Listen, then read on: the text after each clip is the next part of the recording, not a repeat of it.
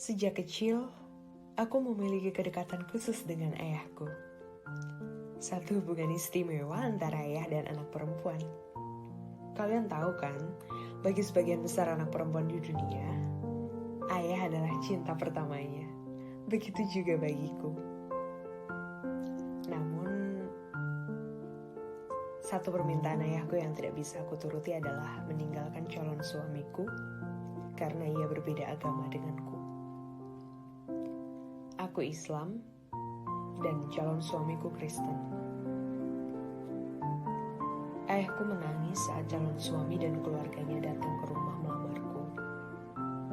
Ia tidak sanggup berkata tidak ketika aku memohon padanya untuk sekali ini saja ayahku mengalah dan menuruti keinginanku.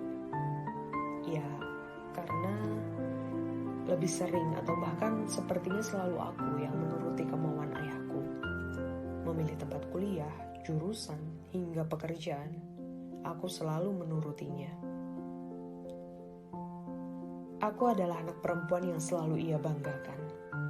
Di mata ayah, aku adalah anak perempuannya yang cerdas, yang sanggup ngobrol berjam-jam dengannya, ngomongin sepak bola, politik, hingga filsafat.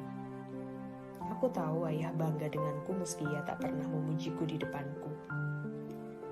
Aku adalah anak perempuan yang mampu memenuhi ego masa kecilnya, yang gagal bersekolah tinggi karena satu dan lain hal yang kerap kali ia ceritakan dan sesalkan. Saat itu, ayahku menangis. Barangkali perasaannya berkecamuk. Kecewa karena aku tidak bisa memenuhi keinginannya. Sedih karena meyakini keputusanku adalah penyimpangan dan pelanggaran aturan agama sehingga aku akan berdosa. Dan merasa bersalah karena gagal mendidikku menjadi perempuan solihah seperti yang ia bayangkan. Aku gak tahu dari ketiganya perasaan mana yang lebih dominan. Ibuku juga menangis kala itu. Tapi jujur, hatiku remuk melihat ayahku yang tidak pernah menangis dan kala itu menangis di depanku, di depan calon suamiku, dan juga keluarganya. Pada akhirnya ia memberiku kebebasan untuk menikah. Tapi ia tak mau datang menjadi wali nikah dan menyerahkan pada penghulu. Ia juga mengatakan tak perlu mengunjunginya selama 3 tahun berikutnya. Aku tahu ayah adalah orang yang memegang janjinya. Aku bersama calon suami pamit kepada ayah dan ibu untuk menikah. Menyampaikan bahwa kami akan menikah dengan 2 cara, secara Islam dan Kristen. Akan ada akad nikah dan pemberkatan. Dan ayah hanya bilang, silahkan. Setelah itu, hubungan kami benar-benar renggang. Aku hanya berkomunikasi dengan ibu. Ayah masih menolak untuk kuhubungi dan aku harus menunggu 3 tahun untuk menghubunginya kembali. Pernah suatu ketika aku sangat merindukannya. Ku kirim pesan untuknya. Ya, aku kangen. Kangen diingetin untuk sholat, kangen diingetin untuk makan, diingetin untuk segala macam lah sama ayah. Sekarang aku lagi makan mie instan. Biasanya kita makan mie instan untuk bekal begadang nonton bola. Sehat-sehat ya. 3 tahun tak terasa berselang.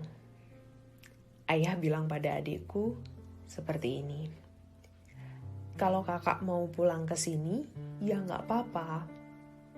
Langsung saja, aku, suami, dan anak kami pulang ke kampung mengunjungi ayah dan ibu. Kalian tahu bagaimana rasanya? Deg-degan sekali. Tapi sekaligus bahagia. Ayah memelukku dan menciumiku. Kemudian memeluk anakku dan menciuminya. Anak laki-lakiku berumur 1,5 tahun, waktu pertama kali bertemu secara langsung dengan ayah.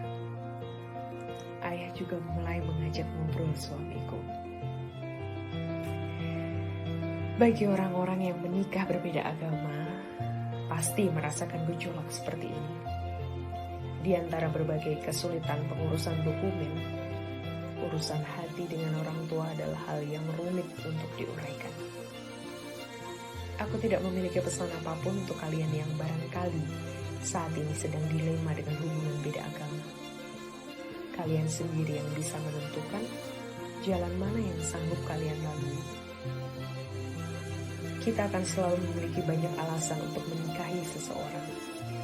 Tapi sungguh, kita akan sulit menemukan alasan jatuh cinta dan mencintai seseorang.